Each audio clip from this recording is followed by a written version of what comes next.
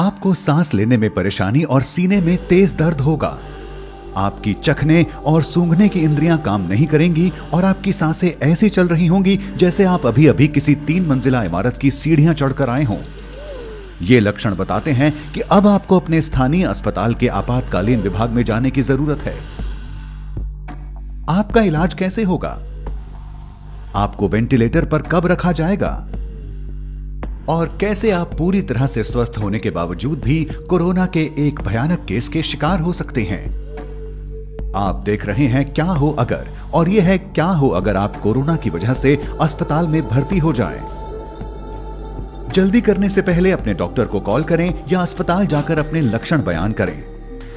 आपको ऐसा इसलिए कर लेना चाहिए क्योंकि यह भी हो सकता है कि आपके स्थानीय आपातकालीन विभाग में ज्यादा लोगों के लिए बेड की सुविधा ना हो और आपको दूसरे अस्पताल में ले जाए जाने की जरूरत हो सकती है। या हो सकता है कि आपके लक्षणों को इतना गंभीर ना समझा जाए कि उसके लिए अस्पताल की जरूरत हो। तो बेहतर यही होगा कि एक बार फोन पर जानकारी ले लें। लेकिन एक बार भर्ती होने पर नर्स आपकी कोरोना की जांच करेंगी। ज्यादातर मरीजों के खून के नमूने लेने के बाद उनकी कई जांचें की जाएंगी। इसके बाद डॉक्टर आपके फेफड़ों की आवाज सुनेंगे और फिंगर मॉनिटर के जरिए ये देखेंगे कि शरीर में ऑक्सीजन का स्तर कितना है। ये क्यों किया जाता है? क्योंकि अगर आपको कोविड-19 की गंभीर समस्या हो चुकी है तो शरीर में ऑक्सीजन कम होने लगेगी। चूंकि इससे आपके अहम अंगों को जानलेवा खतरे हो सकते हैं, इसलिए आपको 2 पतली नलियों के जरिए ऑक्सीजन दी जाएगी।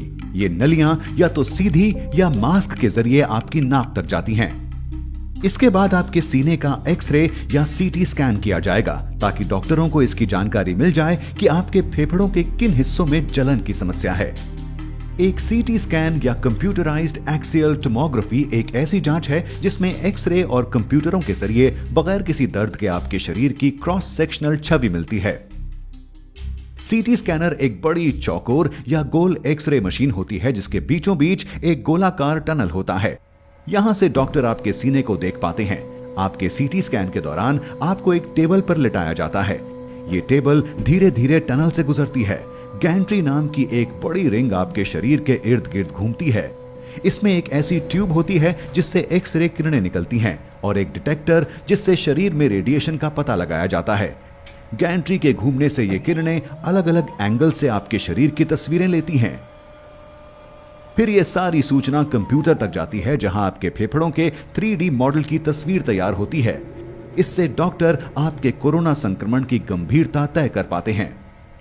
जब आपके डॉक्टर के पास आपके कोरोना संक्रमण से जुड़ी सारी जानकारी आ जाती है, तब आगे का इलाज किस तरह से किया जाता है?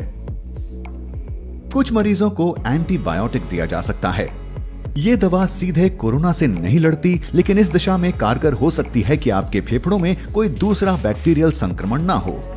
लेकिन चूंकि अभी खास तौर पर कोरोना के लिए कोई दवा नहीं है, ऐसे में सारी जिम्मेदारी आपके शरीर में रोगों से लड़ने वाले सिस्टम यानी इम्यून सिस्टम पर होती है। ऐसे में आशा यही है कि आपका शरीर वायरस से लड़ पाए और यह कि ऑक्सीजन थेरेपी और देखभाल आपके लिए कारगर साबित हों। अगर सब कुछ सही दिशा में जाता है तो आपका रोगों से लड़ने वाला सिस्टम धीरे धीरे वायरस को मार सकने जितने एंटीबायोटिक पैदा कर लेगा। लेकिन क्या हो अगर आपकी स्थिति और खराब होने लगे? ऐसे में हो सकता है आपको सांस लेने में दिक्कत, बुखार, तेज सर दर्द और उल्टी आने जैसी स्थिति का सामना करना पड़े। अगर खून में मौजूद ऑक्सीजन का स्तर ज्यादा गिरने लगता है, तब डॉक्टर आपके इलाज में तेजी लाते हुए आपको हाई फ्लो नेजल ऑक्सीजन पर रखेंगे। इसका मतलब ये हुआ कि एक मशीन आपके शरीर के तापमान के अनुसार साफ हवा को आपकी नाक में धकेल रही होगी।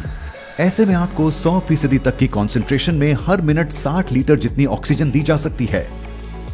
हालांकि इसको लेकर एक चिंता यह भी है कि ऐसा करने से वायरस हवा में घुल सकता है और आसपास मौजूद मरीजों, कर्मचारियों या दूसरे लोगों को संक्रमित कर सकता है। इस खतरे से बचने के लिए कुछ अस्पतालों में नेगेटिव दबाव वाले कमरे होते हैं। ये अलग थलग बनाए गए ऐसे कमरे होते हैं जो एक खास तरह के वेंटिलेशन सिस्टम से लैस होते हैं। यहाँ की हवा उल्टे दबाव के चलते कमरे से बाहर नहीं जाती। इस हवा को यहाँ से एक फिल्टर सिस्टम के जरिए बाहर कर दिया जाता है। अफसोस इस बात का है कि हर अस्पताल में ऐसे कमरों की सुविधा नहीं होती। अगर हाई फ्लो नेजल ऑक्सीजन का तरीका काम नहीं करता, तब डॉक्टर आपकी जान बचाने की आखिरी कोशिश करते हुए आपको मैकेनिकल वेंटिलेशन पर रखेंगे। आपको आईवी के जरिए दवाइयां दी जाएंगी।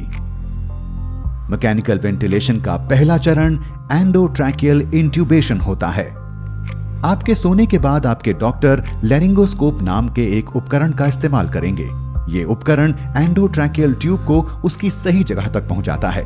डॉक्टर आपके सर को पीछे की ओर झुकाएंगे और लैरिंगोस्कोप को आपके मुंह के जरिए गले तक पहुंचाएंगे। यहां इस बात का खास ध्यान रखा जाता है कि ये आपके दांतों के संपर्क में ना आए।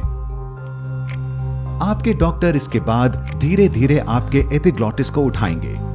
ये आपके लैरिंग्स की रक्षा करने वाला हिस्सा होता है।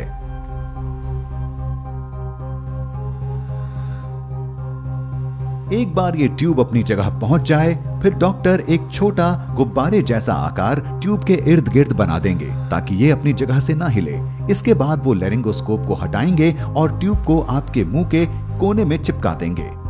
आपके डॉक्टर ये ध्यान रखेंगे कि ये ट्यूब ठीक तरह से आपकी सांस की नली के निचले हिस्से में लगी हुई हो। ये करने के लिए आपके फेफड़ों को एक खास बैग की मदद से फुलाया जाएगा और फेफड़ों की दोनों ओर से आने वाली सांस की आवाज को सुना जाएगा। अगर ट्यूब बहुत नीचे है तो दोनों फेफड़ों में एक समान हवा नहीं जाएगी। कुछ मामलों में ट्यूब की सही जगह सुनिश्चित करने के लिए इंट्यूबेशन के तुरंत बाद एक्सरे लिया जाता है।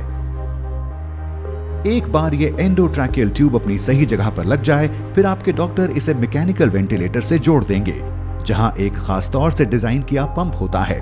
इस पंप के जरिए आप ऑक्सीजन की भरपूर मात्रा वाली हवा अपने फेफड़ों में लेते हैं और कार्बन डाइऑक्साइड को छोड़ पाते हैं। शरीर में ऑक्सीजन और कार्बन डाइऑक्साइड के स्तर पर नजर रखी जाती है ताकि यह सुनिश्चित किया जा सके कि वेंटिलेटर ठीक तरह से काम कर रहा है। तो अब आप सो रहे हैं और एक मशीन आपकी सांसों का ख्याल रख रही है। इस पड़ाव पर आपके बच पाने की कितनी संभावना है? बदकिस्मती से US agency for international developments emerging pandemic threat program के पूर्व हेड और संक्रमित बीमारियों के जानकार डॉक्टर डेनिस कैरल का मानना है कि वेंटिलेटर पर पहुंचे कुल कोरोना मरीजों में से केवल 1/3 ही जिंदा बचे रह पाते हैं। वेंटिलेटर का ज्यादा लंबे वक्त तक इस्तेमाल भी एक मरीज के लिए घातक साबित होता है। तो अगर आप इन हालातों में बचे रह जाते हैं, आपके लिए आगे का रास्ता अब और भी लंबा होने वाला है। इस बीमारी के फैलने के शुरुआती दिनों में कुछ अस्पतालों ने शुरुआती इलाज के दौरान ही मरीजों को वेंटिलेटर पर रखा था। इसके पीछे की वजह यह भी थी कि ऐसे इलाज से वायरस को हवा में फैलने से रोका जा सकता है। अब जब शोध के लिए कोरोना के कई मामले हमारे सामने हैं, स्वास्थ्य जानकारों की कोशिश है कि वो अलग अलग तरह की सांस संबंधी दिक्कतों के लिए दिशा निर्देश जारी कर पाएं और ये बता पाएं कि किन मामलों में वेंटिलेटर का इस्तेमाल किया जाना है। इनमें कुछ ऐसे निर्देश शामिल हैं, जैसे मरीज को पेट के बल लिटाना, इसे प्रोन पोजिशनिंग कहा जाता है। माना जा रहा है कि इससे फेफड़ों तक पहुंचने वाली ऑक्सीजन की मात्रा को बढ़ाया जा सकता है। तो ये सब जानने के बाद क्या वजह है कि ये वायरस कुछ लोगों में केवल एक छोटी सी बीमारी बनता है, लेकिन कुछ लोगों के स्वस्थ होने के बावजूद ये उनकी मौत की वजह तक बन जाता है? ऐसे मामलों के लिए ये कहा जा सकता है कि बड़ा नुकसान रोगों से लड़ने वाले सिस्टम के कमजोर होने से होता है, न कि खुद वायरस से। सीधे शब्दों में, जब आपके शरीर के किसी सेल को किसी बाहरी खतरे या वायरस का अंदेशा होता है, तो वो सबसे पहले खुद को खत्म कर लेता है। ऐसा इसलिए कि वो बाकी सेलों तक ये संक्रमण पहुंचने से रोक पाए और आपकी रक्षा कर सके। ऐसा इसलिए हो पाता है कि आपके इम्यून सिस्टम के सेल यानी मैक्रोफेजेस सिग्नल देने वाला एक छोटा प्रोटीन छोड़ते हैं जिसे साइटोकाइन कहा जाता है। इनमें से कई प्रोटीन सेल के मरने के पीछे की वजह होते हैं। जब कई सेलों में एक साथ ऐसा हो रहा होता है तो इससे टिश्यू का काफी नुकसान हो सकता है। स्वास्थ्य जानकार इस प्रक्रिया को साइटोकाइन स्टॉर्म कहते हैं। कोविड-19 होने पर नुकसान फेफड़ों के टिश्यू का होता है। इससे फेफड़ों की छोटी थैलियों की दीवारें एक तरह का तरल छोड़ने लगती हैं, जिससे निमोनिया होता है और खून में ऑक्सीजन की कमी होने लगती है। आपके ज्यादातर सेल साइटोकाइन के बेरोक स्तर के चलते दम तोड़ने लगते हैं। ये आपके फेफड़ों का तब तक नुकसान करता है जब तक वो ऐसी स्थिति में ना पहुंच जाएं जहां से सुधार मुश्किल है। आपका शरीर अब खुद का ही नुकसान कर रहा होगा। साइटोकाइन स्टॉर्म कोरोना के गंभीर मामलों के मरीजों में एक आम बात हो चुके हैं और कई मामलों में लोगों की मौत के पीछे की वजह भी यही है। आप में ये साइटोकाइन स्टॉर्म होगा या नहीं, ये काफी हद तक आपके जीन्स पर भी निर्भर होता है। H1N1 फ्लू वायरस के मरीजों में ये पाया गया है कि जिनमें ये साइटोकाइन स्टॉर्म आया वो काफी हद तक जेनेटिक कारणों से था। अब ये काफी हद तक संभव है कि बढ़ती उम्र के साथ ये जेनेटिक इम्यून विकार आप में भी विकसित हो जाएं। लेकिन ऐसी भी संभावना है कि आपके जीन्स में पहले से ही कुछ ऐसा हो जिससे आप कोरोना वायरस से संक्रमित होकर तुरंत साइटोकाइन स्टॉर्म की समस्या से घिर जाएं। यहाँ ये समझना जरूरी है कि साइटोकाइन स्टॉर्म की पूरी तस्वीर अभी हमारे सामने नहीं है और स्वास्थ्य समुदाय को इस बीमारी के सारे पड़ावों को समझने में अभी लंबा वक्त लगेगा। कई जानकारियों की दूसरे संस्थानों के जरिए पुष्टि होना अभी बाकी है। लेकिन अच्छी बात यह है कि दूसरी बीमारियों में काम आने वाले ऐसे तरीकों पर शोध जारी है जो साइटोकाइन स्टॉर्म को रोक सकें और कोरोना से लड़ सकें। साथ ही नए तरीकों की खोज की दिशा में भी लगातार काम किया जा रहा है। मौजूदा वक्त में ऐसी सैकड़ों दवाइयों पर खोज जारी है जो कोरोना से लड़ाई में काम आ सकती हैं।